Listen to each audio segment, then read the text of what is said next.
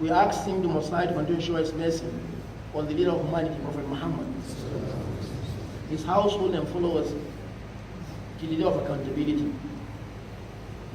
We have discussed series of rights, and today we are discussing another one.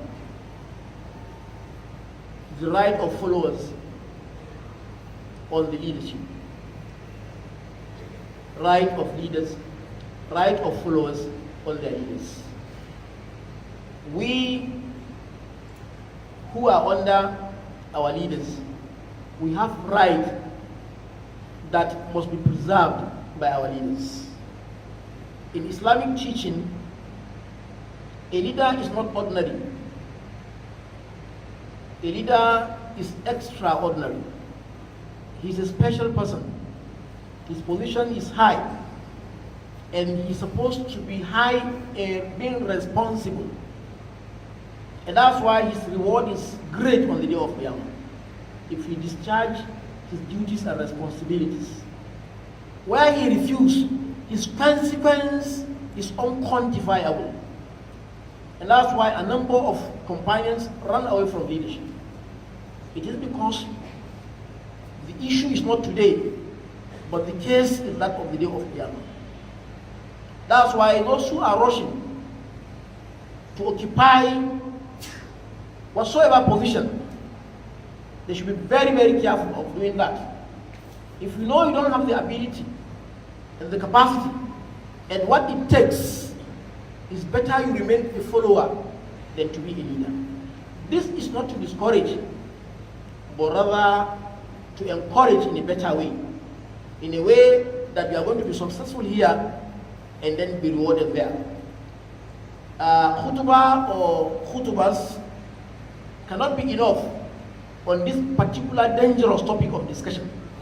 It's dangerous to those who are going to be victims on the day of Qiyamah, of not discharging the rights and responsibilities. It's going to be a big honor for those who are lucky to discharge the duties, as the prophets of Allah have done in the past. Number one, as a leader, you must make sure you save and guide the religion of those whom you are leading.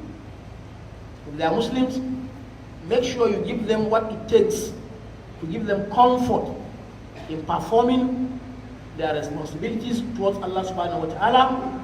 And especially as a Muslim, the purpose of his being on earth is to serve Allah subhanahu wa ta'ala. Any other thing is secondary. So leadership must make the atmosphere very, very comfortable for the Muslims. When it comes to their salat, to their zakat, to their hajj, to their siyam, to all aspects of deen, leaders must make sure that they have eased that for the Muslims. But of course, non-Muslims also, with their principles, should be taken care of. Number two, judgment. Whenever you are leading 3 or 4, 5, there is bound to have clash, disagreement between those who you are leading. It is your duty to make sure you reconcile, you penalize and punish where actually it calls for, so that you maintain peace and order under your leadership. Allah confirmed that in the Quran. In many verses, in 39 of Ma'idah also, Allah make it very categorical that you should judge among them with what Allah has revealed. Never you follow desires, either that of your own or their own. And be careful. Be careful of fitna. Allah is warning leadership. Be very careful of fitna. Now, this is a duty for a leader to make sure he always judge among those whom he is leading. Number 3, he must be just. Regardless of religion, regardless of tribe, whatsoever, as a leader, you must be fair and just to all your followers. Let them have in mind that our leader is somebody who is just. This is a quality that is primary to success in leadership. And Allah has mentioned a number of verses as regard to this. Rasulullah has demonstrated that the companions were very clear about this issue of being just and fair. When there was intercession for a woman from a noble family, she has stolen. And now they want to intercede for her so that the case will be softened. You know, in Nigerian culture, when you give a note, the note. The surface, and then that note will work. The connections are there. So it's just a matter of raising your phone and call Mr. A, and that case actually is suspended. This is a very good character we have in this country. It's very sad. Now, when the companions thought of sending Usama, the son of Zayd, to go and intercede, and he was lucky to inform Rasulullah sallallahu alaihi wasallam, he became bitter. He climbed on the minbar. He gathered the companions. His eyes became reddish. And he says, in my presence, you are not going to maintain status quo of justice, and you are interceding for this woman because she's from a noble family? He said, I swear by Allah, even if Fatima, the daughter of Rasulullah sallallahu alaihi wasallam, happens to steal, I will amputate her hand. Look at the leader that is far. His daughter, the most loved of his daughters to him, Fatima radiallahu anha, he used her as a case study.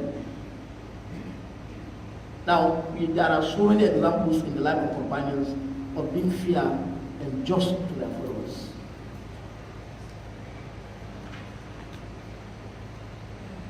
Number 4, commanding people to be good, preventing them from evil. Number 5, saving life. Life must be saved under your leadership. Any life that is terminated, no matter how far,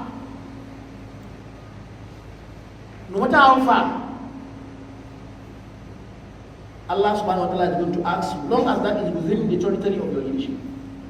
Except when you discharge what is dischargeable as a human being.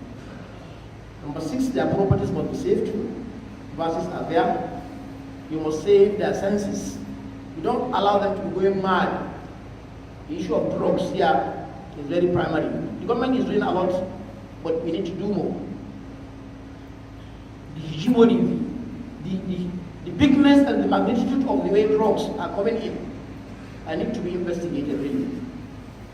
And where some states are being targeted, where the potential number of Muslims are being targeted, the youth of those areas are being targeted to be unuseful to themselves, to their families, and of course to their communities. Leaders must be merciful. Leadership is not all about actually being very tough and wicked. It has to go line side with being merciful. Where you notice difficulty among your followers, look for a way out of making them comfortable, and especially of what to eat and what to drink. Abu Dhar has once asked for leadership, he was denied of it. Because Rasulullah explained to him that it's a trust. Leadership is a trust. And it's going to be regrettable on the day of Qiyamah for those who did not discharge the duties. It is only those who are lucky to discharge that are going to be favored and be honored. We ask Allah subhanahu wa ta'ala to ease it for our leaders, to ease it for ourselves too, to count all of us among those who are contributing toward having a successful leadership in this country and all other Muslim countries.